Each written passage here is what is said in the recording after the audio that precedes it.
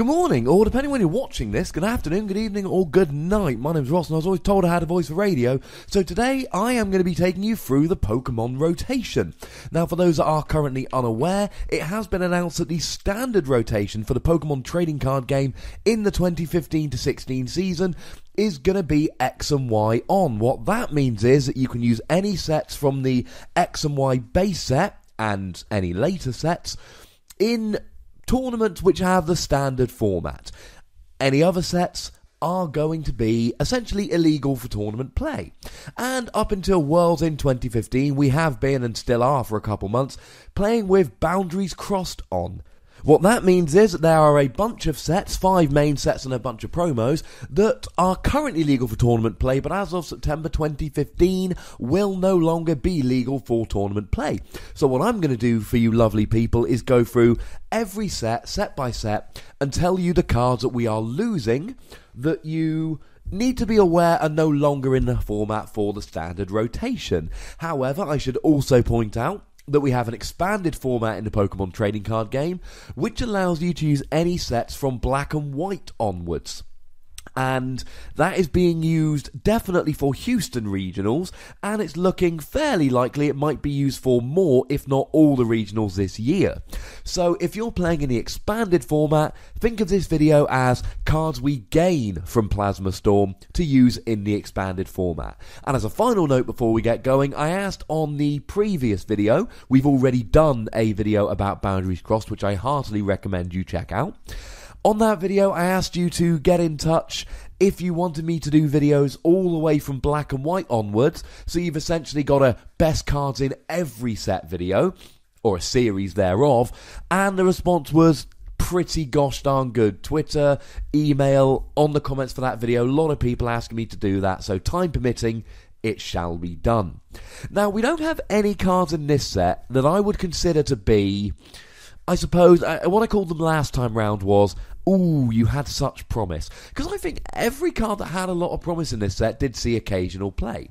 So we are going to look at the cards that saw occasional play, the cards that used to be cool, and then I'm going to give you my top 5. And just like in Boundaries Crossed, I think the number 1 is completely irrefutable. If you don't agree, you're wrong.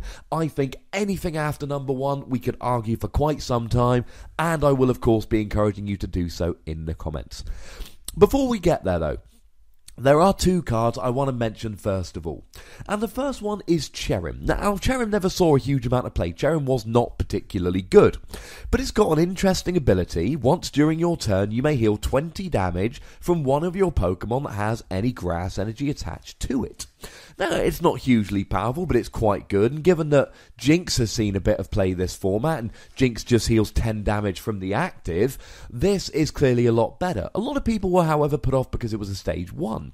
But we are getting in the new set, Ancient Origins, we are getting a stadium called, I think it's called something like Forest of Giant Plants, but we're calling it Broken Vine Space, after the old card Broken Time Space, because it's just like that card but for grass, in that it allows you to evolve any grass Pokemon as soon as you like. So in Expanded, I encourage you to keep an eye out for Cherrim, because grass decks with this Broken Vine Space card could be making a bit of a comeback, and I think you should be prepared for them. And I think Cherrim could be a nice little tech. The other one, which I think we do need to pay special attention to, and this one makes me particularly sad, our only playable Mamoswine is rotating. And this makes me incredibly sad. Now, just so we're clear, I love Mamoswine. That should not be a surprise to you lovely people. Look at the logo for PTCGRadio. It's Mamoswine heavy. It's not a coincidence that Mamoswine is bigger than Donphan. Now, I love Donphan, and within the trading card game, Donphan has been my boy.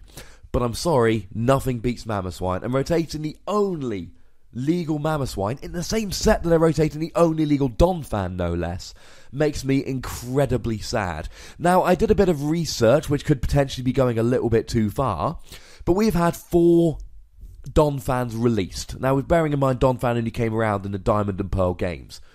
We had 5. We had the first Donphan released in Legends Awakened. Then one set later, the very next set in Stormfront, we got another playable Donphan. And just 2 sets later in Rising Rivals, we got another playable Donphan. We were absolutely spoiled with how many playable Donphans we had. And then 6 sets later, we saw a playable Donphan in Triumphant. And then 9 sets later, we saw a playable Donphan in Plasma Storm, which means if this carries on, it's going to be 12 sets after Plasma Storm that we get our next playable Mamoswine. That, ladies and gentlemen, is depressing.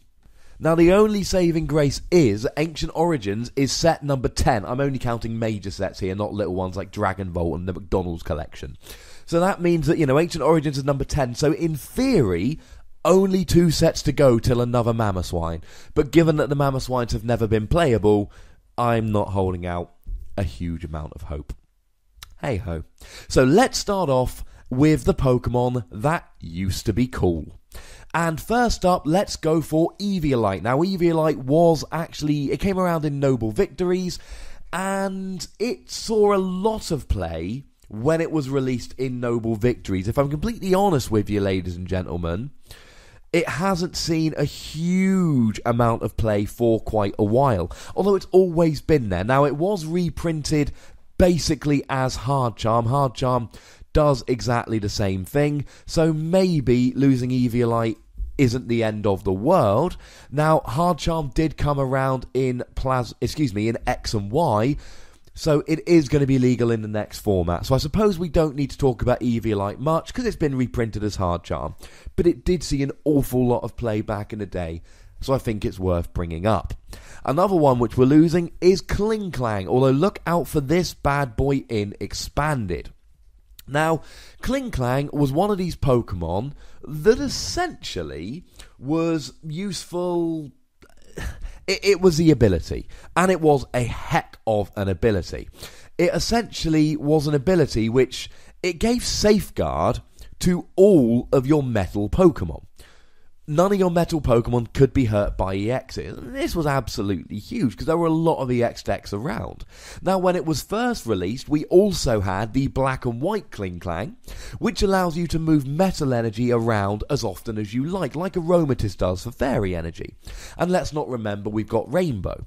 So, although we're losing it for Standard, it hasn't been played for a little while. But I do want to mention in Expanded, we've got both the good Klinklangs, and we've got Rainbow Energy, which totally counts as Steel Energy, and we have got Prism Energy, which is Rainbow Energy where you don't have to put an energy drop down. You don't have to, a damage counter down.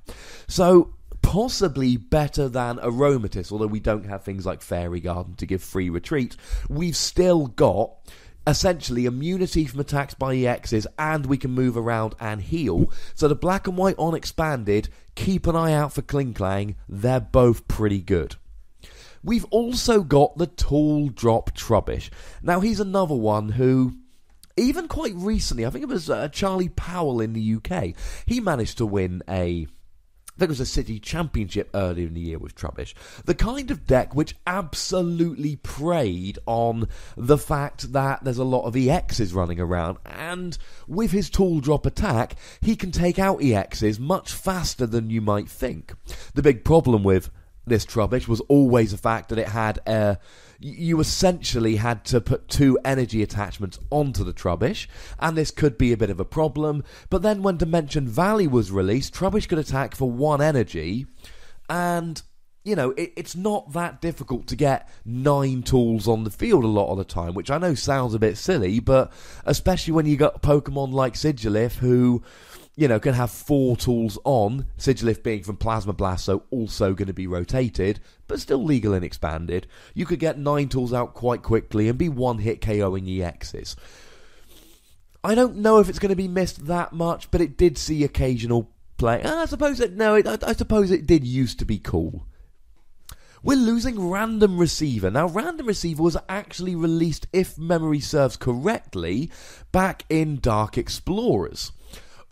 But we had the secret rare reprinted in Plasma Storm. And for those of you that don't know, there is a rule in the Pokemon trading card game that if a version of a card is legal, all versions of the card with the same name are legal.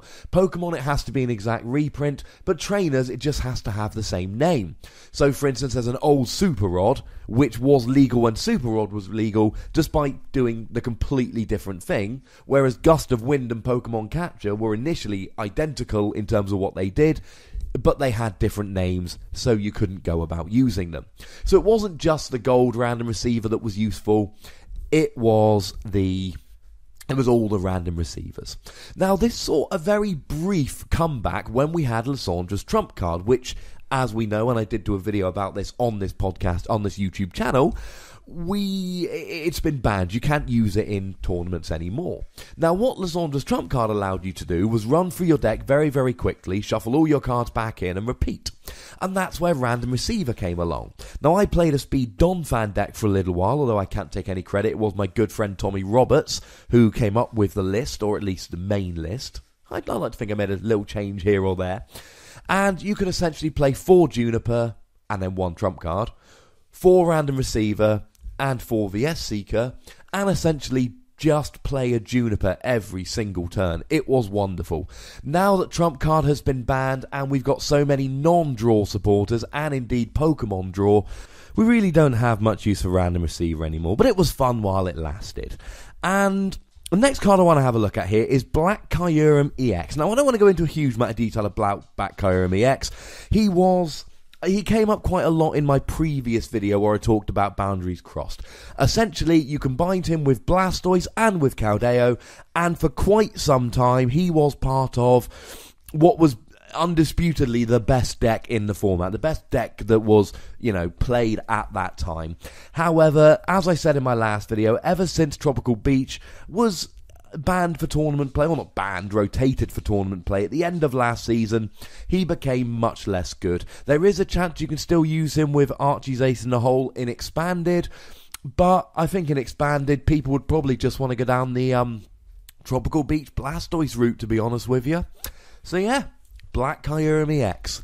Now, all the last cards I want to talk about in the You Used to Be Cool are cards which were Plasma. Now, Plasma Pokemon, they were the bad guys, if you will, in Pokemon Black and White, and they basically came around as their own kind of, almost their own block. Plasma Storm was really the start of the Plasma block, and we saw a whole bunch of Plasma cards, some good, some less good. So, the ones I want to talk about here are, first of all, Colress Machine. Colress Machine for Plasma decks was absolutely amazing.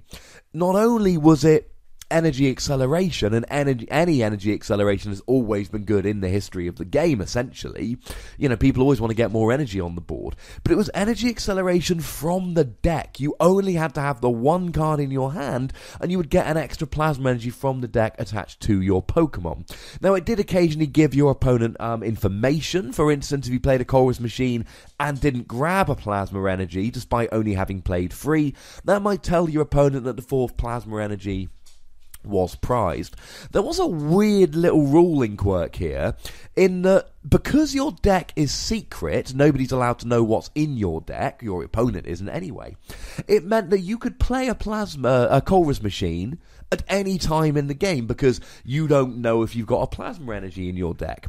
Even if you had 4 plasma energy in your discard pile, and it was impossible to get a plasma energy without having made an illegal deck, you could still play Colress Machine, despite the fact it would do nothing. And generally, you're not allowed to play cards that do nothing.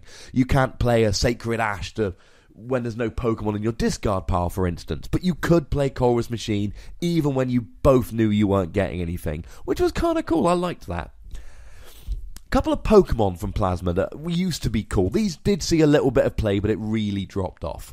Firstly, Giratina. Now, there was a lovely chap called John in the UK, and he, back when Plasma Storm was released, everyone was waiting for Plasma Freeze for Plasma. And I'm going to deal with this more in my next video, but essentially we had Thundurus and Deoxys, and these were the core Pokemon in that Plasma deck. John went ahead and made a deck with Giratina, again using cards like Colress Machine to really take advantage of this. And it was fun. it was a pretty good deck. He top deck tournaments with it. It was pretty good. The problem was, as soon as Plasma Freeze came out, Giratina was just never as good as Pokemon like Thundurus, Deoxys, Kyurem, etc. Speaking of Plasma Pokemon, one that did see a lot of play was Snorlax. Now, he was for a very brief period of time. He's got his block ability, which stops your opponent retreating. Snorlax, as it happens, is also in my top 6. You've got to have a top 6 in Pokemon for fairly obvious reasons. There are other legal Snorlaxes. One came out in the Kalos starter set, and one came out in Flashfire, but they're both garbage. Hey-ho. But the block ability stopped your opponent retreating, so you could do some fun things with this. It was for a while its own deck, where you would basically play Snorlax, and you would play Hypnotoxic Laser again and again, using cards like Shadow Triad to get Hypnotoxic Laser back, and you would essentially get rid of their energy with cards like Crushing Hammer, and then you would sit there with Snorlax, just poisoning them until they died, trying to use Pokemon Catcher to grab something into the active that had a high retreat cost, or just couldn't retreat. And then, sooner or later they'd run out of switches. Of course, the retreat cost didn't matter. What I meant was that if they couldn't, use switch or something along those lines, it was a fun little deck. But it's also used for its attack, Team Pact. Now, it takes 5 energy, but between Colress Machine and Double Colourless Energy, it was possible to get that going without all that much effort, and with a full bench of Plasma Pokemon, that's 180 damage on your one-hit KOing EX Pokemon. It was a whole heap of fun. It did also have some fun little uses outside of that. I think the most, and it used to be cool, it hasn't been played for a while, but my good friend Tommy Roberts, who's getting too many shout-outs on the podcast this week, I feel. On the video, I should say. He played a Viridian Genesect deck with this Snorlax card in. I think it was Manchester Regionals, right near the beginning of this season. And he managed to win a game against a fighting player by bringing their Hawlucha into the active spot, and then just sticking his Snorlax up. Because, of course, Hawlucha's got free retreat, and decks that rely on free retreat Pokemon generally play less switching cards, and Hawlucha can't attack Snorlax, as he's not an EX, so Hawlucha just sits there and decks out. I love this Snorlax. It was a very, very fun card indeed. So now let's move on to a whole bunch of cards that saw occasional play. These were cards that were never really the centre of popular archetypes, but they were cards that you would see people playing from time to time. Starting off, let's have a chat about Lunatone. Now, Lunatone had a fun little ability, Premonition. It allowed you to look at the top 2 cards of your deck and put them back in top of your deck in any order. And he would sit on your bench and he gave you a little bit of added consistency. Friend of the podcast, Alex Hill, I nicked his Donphan list for, I think, my first regionals of a tournament, made top 16 with Donphan. Alex's list had one of these Lunatone in because, well, if you're playing Corinna anyway, Lunatone's easily searched out. So you played a Lunatone, you leave him on your bench. It wasn't brilliant, it wasn't huge or amazing or anything like that, but what it did do was it allowed you, for instance, to go ahead and grab what you needed a turn earlier than you would otherwise have had it. So if you've got a supporter that's the second card on top of your deck, or even the third, you draw a card for your turn, oh, it's not the supporter, you then use Lunatone, and you can guarantee you've got the supporter next turn, rather than in 2 turns' time. Or if you've got something like a bicycle, you can just go ahead and draw it right now. The next card I want to have a chat about is Rotom. He was another Plasma Pokemon, and he really was a bit more of a niche Pokemon. He did not see a huge amount of play, really. But he was a fun little card. He could attack for 2 energy, but of course with Colress Machine it was just essentially 1 energy. And firstly, you got to look at your opponent's hand, that gave you extra information. Secondly, you get to do 20 damage times the number of trainer cards in their hand, and that could add up pretty gosh darned quickly. Not amazing, saw some play. Speaking of lightning-type plasma Pokemon, let's have a chat about Magnezone. Shouldn't we, Jake? Now, Magnezone became a bit of a joke in the UK after Jake Wolvin, and I think I've told this story probably too many times between the podcast and YouTube channel, but in the top top 4 of UK Nationals, with Game 1 won and Game 2 completely sewn up. He played 2 supporters in one turn, got a game lost Game 2, lost Game 3, and ended up not making a final and playing himself out of a paid trip to Worlds that year. Ouch. But then Jake, being a good sport that he is, he started telling everyone, "Oh, I could have sworn I played Magnezone in that deck." And it was a good laugh. Everybody liked it. That's why we love Jake so gosh darned much. But Magnezone allows you to play 2 supporter cards per turn. Saw a bit of play here and there, and Jake, to his credit, did start playing Magnezone in Polion at some tournaments after let's call it the incident. But Magnezone, it allows you to play 2 supporters per turn. And in a format where we've got so many good non-draw supporters, where you might want to play multiples in a turn, I can see it seeing a bit of play in Expanded occasionally. If you can get it out early enough, it gives you a huge advantage in the match. The problem is, it's a stage 2, so you've either got to be going basic rare candy stage 2, or basic stage 1 stage 2. It takes up a bunch of room in your deck, and it takes time to actually get it out and working. Now, this next one, I probably could have put in the "you had such promise" section had I done one for this video. It's Manaphy. It's got a fun little ability. When it's knocked out by damage, search your deck for a card and put it into your hand. Of course, Hypnotoxic Laser was huge in this past format, and if Manaphy died from poison, the ability didn't work. Also had a fun, if flippy attack, which allowed you to accelerate energy onto water-type Pokemon. And I did see it did see a little bit of play here and there. I did play against this card, but it was never good. One card which has been weirdly seeing quite a lot of play is Zubat. Yeah. Now, the Plasma Storm Golbat and Crobat were not particularly good, but the Phantom Forces Golbat and Crobat were. They've got the abilities which allow you to put extra damage on your opponent's side of the field. The problem was that the Zubat from Phantom Forces has a retreat cost of 1. The Zubat from Plasma Storm also has a retreat cost of 1, but it has an ability which gives it free retreat when there's no energy attached to it. And with an attack that does 20 for 2 energy attachments, it's never going to have energy on it unless you're completely desperate.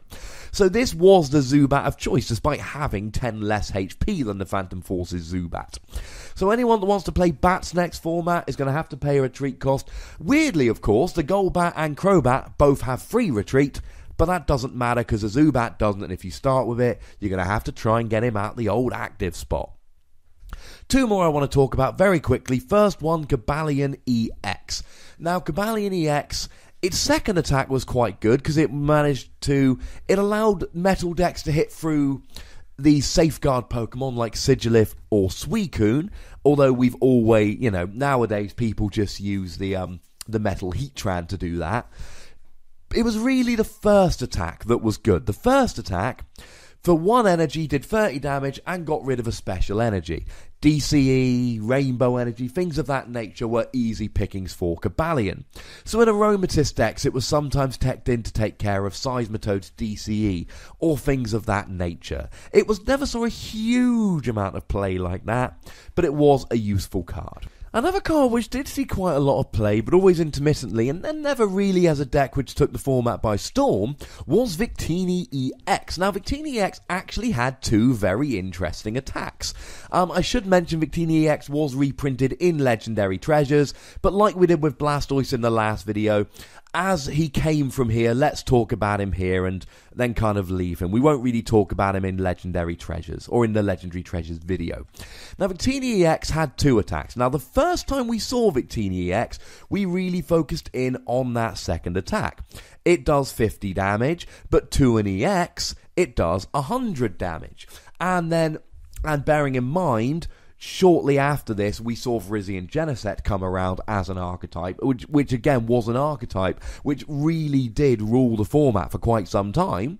Victini can one-hit KO either Virizion or Genesect. And if you KO the Virizion before they get an Emerald Slash off, that deck is basically lost. Now, you might think, hey, hang on a second, free energy, that ain't so good. Well, in this set, one of the ace specs we got was Victory Piece, which allowed Victini to attack for nothing. So on the first turn of the game, you could go Victini, Victory Piece, boom. and all of a sudden you've got the attack and you've got the KO. Huge amount of fun. But it also saw some play for its second attack. It was even used for things like Darkrai. 1 fire energy, and you get to basically search for 2 basic energies and attach them to your bench Pokemon in any way that you like. 1 each to 2 different bench Pokemon, 2 to 1 bench Pokemon. It saw play with Darkrai to get Darkrai going earlier. It saw play in a whole host of decks. And of course, if you're playing Victini anyway, you can go ahead and pop a victory piece in, and you've got that second attack for things like Virizion Genesect. It was a whole heap of fun. And that, ladies and gentlemen, concludes our saw occasional play and you used to be cool. I very quickly, before we get to my top 5, I want to have a chat about some of the ace specs. Now, there were 2 others we saw, both of whom saw significant play at times, neither of whom has really seen a huge amount of play lately, so I thought it was worth just having a quick look at them here in their own little section. First of all, we had Scramble Switch. Now, Scramble Switch essentially was a card that was played by people depending on how well it went in your first few games of testing. If you tested with Scramble Switch enough, it allowed you to basically switch a Pokemon and attach all the energy to it, not dissimilar to Machamp Prime from Triumphant. And every so often in a testing game, you would be able to stick a Pokemon active with a high energy cost, put all your energy on and smash, and you would go, oh my god, this is amazing. And then you try and replicate that and it would never work in a tournament. A lot of the time you'd end up using Scramble Switch as if it were just a regular switch. But there were some decks that really took advantage of it. Dowsing Machine was a reprint of Junk Arm, but remember that these ace specs were 1 per deck. As in, if you play Dowsing Machine, you can play 1 of it, and then you cannot play any other ace spec. It was used a lot initially, and it really petered out. Essentially, it was never really as good as Computer Search, especially when cards like Lissandra's Trump card came around. If you can recycle your entire deck, why would you want to reuse 1 card? It didn't make a huge amount of sense. So let's look at our top 5. And coming in at number 5, Lugia E X, which I know was also reprinted, both as a tin promo and in Legendary Treasures. But he first came around here. Let's talk about him here. He was for a while an absolute powerhouse. 120 damage, but you've got to have, it took 4 energy, but between Double Colourless Energy and Colress Machine, it wasn't unusual to see somebody go Double Colourless Energy, 2 Colress Machines, boom, I'm ready to go. You knock something out and you've got an extra prize. You put a Muscle Band on him and 4 Deoxys on the bench, and he can be hitting for up to 180 damage and taking an extra prize. You KO 2 EXs, you've won the game. It was that good. Hammers slowed him down. The format really moved away from him. Although I think with all the speed cards we've got at the moment, I think in Expanded he is ripe for a mini comeback. Coming in at number 4, and I think this might be the most controversial of my top 5, I've got to go Donphan. And it's not just because I love Donphan, though I do. And it's not just because he's my favourite card from the set, though he is. The reason Donphan's at number 4 is because there was a period, fairly recently, where Donphan was one of the best shots for winning a tournament. Donphan, he won UK Nationals, I believe it was in Juniors. Okay, it's only Juniors, but still, you combine Donphan with your Strong Energy, your Muscle Band, your Fighting Stadium, and he's hitting for 100 damage for a single energy, and then he's flicking to the bench. You can put a Robo Substitute active, your opponent doesn't take a prize, or you can put one of your Safeguard Pokemon active so that you can't be hit by EXs, or you can put a Trevenant active to block your opponent from playing trainers. It was brilliant and wonderful, and I'm going to miss it, quite frankly. It was a good deck. We've got other hit-and-run Pokemon at the moment. They are not as good as Donphan, not even close. Although I suppose Gengar EX is a bit close. In at number 3, Bicycle. And Bicycle really started the trainer draw phase. We've since had cards like Acrobike, And, now we've got Pokemon Draw like you're shaming. But at the time, we had nothing like Bicycle. We basically only drew with supporters. So getting this Bicycle really was absolutely huge. And its usefulness has been diminished, but it's still seeing play. And it thoroughly deserves to be number 3 on the list. Number 2 on the list, and it has to be given what's going to be number 1, we've got Colress. Colress was an amazing supporter which allows you to draw up to 10 cards, or with the new Skyfield Stadium, up to 16 cards. Terrible early games if you draw it on turn 1 and there's no bench Pokemon. We've seen people Colress to 1 because they're desperate. But mid to late game, Colress was huge, and it wasn't really ever played as a 4 of because it was a bad turn 1 supporter. But an awful lot of people would play 1 or 2, especially with VS Seeker allowing you to reuse it from the discard pile in recent tournaments, because mid to late game, there were almost no better supporters than Colress. And that brings us to number 1, and I'm cheating a little bit with number 1 because I'm giving you 2 cards, and I have to give you 2 cards because neither of these cards is deserving of the number 1 spot really on its own. Or that might be a controversial statement, but hey-ho. Hypnotoxic Laser and Verbank City Gym. Laser, automatic poison, and half 50-50 chance of sleep. Verbank City Gym, 3 damage counters between turns. This completely upset the format. It was huge and central to the format from the release of Plasma Storm right up until the 1st of September when the standard rotation kicks it out. But it will still be a thing in Expanded. Absolutely huge.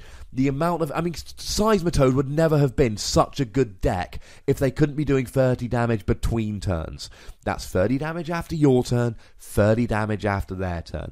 And we've all lost games because our opponent hit heads on a sleep flip and then we hit tails and didn't wake up. These 2 cards together were huge. They shaped the format and they really did have a huge, huge impact on the way we played the game.